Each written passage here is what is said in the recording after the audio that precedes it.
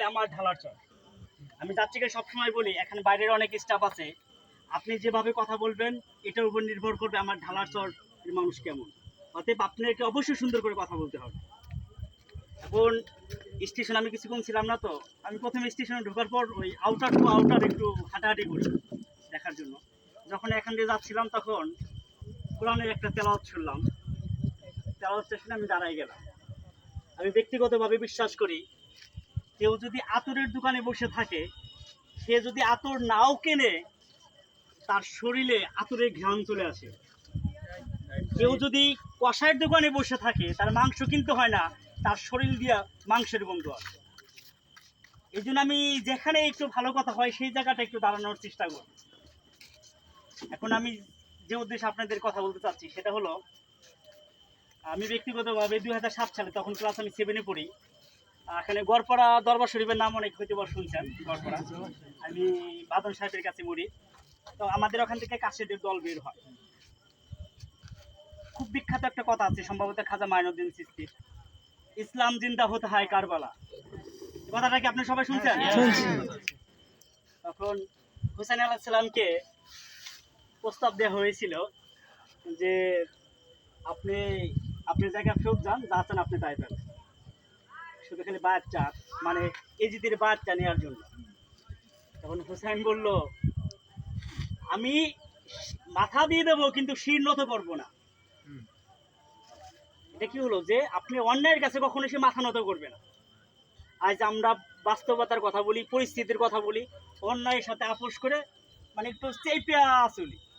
এটা কি হুসাইনের আদর্শ হতে পারে?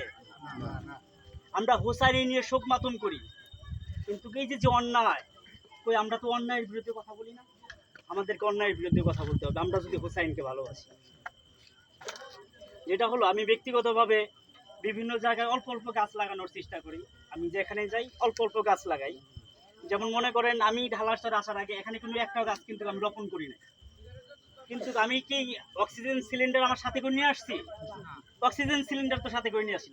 তাই এই এলাকার অক্সিজেন আমি খাইছি, আলো বাতাস আমি খাইছি, এলাকার প্রতি অবশ্যই আমার ঋণ আছে। ঠিক এই জন্য আমি এই জায়গা থেকে চেষ্টা করি, প্রত্যেকটা যে জায়গায় যাই কিছু কিছু গাছ রোপণ করার চেষ্টা করি। যেমন এইদিকে খানকা শরীফ আছে, ওই জায়গায় গিয়েছিলাম, বিশাল জায়গা। আপনারা অনেকে এই জায়গায় যেহেতু বাড়ি, আপনাদের খানকা শরীফটা দেখছেন, বিশাল জায়গা না? তারপর ওই পাশে একটা খানকা শরীফ আছে, সম্ভবত দুর্গাপুর, ওই যে দুর্গাপুরের ভিতরে খুব সুন্দর একটা খানকা শরীফ। এই কয়েকটা খানকা শরীফ আছে, প্লাস মসজিদ আছে, এখানে প্রচুর জায়গা আছে গাছ লাগানোর। যেহেতু সামনে মহরম আসতেছে, এই মহরম মাস উপলক্ষেও যদি আমরা কিছু ফলের গাছ রোপণ করি, সেই গাছ যখন বড় হবে, তখন ওই গাছ যখনই দেখবে একজন মানুষ বলবে এই গাছটা মহরম মাসে রোপণ করা, মহরমের উপলক্ষে রোপণ করা। এইভাবে প্রতি বছর যদি আমরা কিছু না কিছু ফল গাছ রোপণ করি, তাহলে এক সময় আমার তো কথা বলতে হবে না, মহরমের কথা আমার গাছ বলবে। কথা কি ঠিক আছে? আমি যে আদর্শটা প্রচার করতেছি, যে মহরমের কথা বলতেছি, আমাকে আর তখন কথা বলতে হবে না, আমার গাছ কথা বলবে। আমি ব্যক্তিগতভাবে বিশ্বাস করি। এখন অনেকে আবার বলতে পারেন যে ভাই ফলের গাছের কথা কেন বলতেছেন, ফল গাছ লাগালে মারামারি ঝড়গাঝাটি হয়। কিন্তু আমি ব্যক্তিগতভাবে বিশ্বাস করি, মুখ আমাদের একটা, আল্লাহ হাত দিচ্ছে দুই খান, দুই হাত যদি মানুষ কাজ করে এক মুখ কতটুকুই খাবে বলে?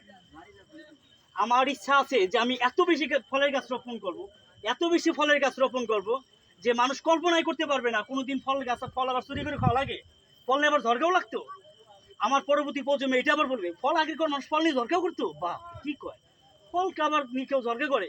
আমি এত বেশি ফল গাছ রোপণ করতে চাই। এই জন্য আপনাদের সহযোগিতা দরকার।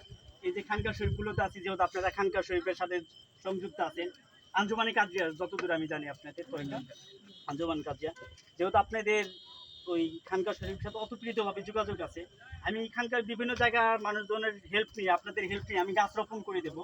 মানে আপনারা যদি একটু কষ্ট করে খানকা শরীফে যে খতিব থাকে, ইমাম সাহেব থাকে, খাদেম থাকে, তাদের যে একটু ম্যানেজ করে পানি দেওয়ার ব্যবস্থা করে দিতেন, পারবো। আপনারা কি পারবেন? ইনশাল্লাহ। এই যে যে ভালো, এই যে দেখছেন আমার সাথে কিন্তু আতর চলে যেতেছে, আতর নিয়ে যেতেছেন আমি। ধন্যবাদ সবাইকে আমাকে এখানে কথা বলার সুযোগ দেওয়ার জন্য, আপনাদের প্রতি আমার চরম কৃতজ্ঞ। ইনশাল্লাহ আপনারা আসবেন আমার ঢালারচর স্টেশনে, যতদিন আপ্যায়ন করা যায় ততদিন করবো। আসসালামু আলাইকুম, থ্যাংক ইউ সো মাচ।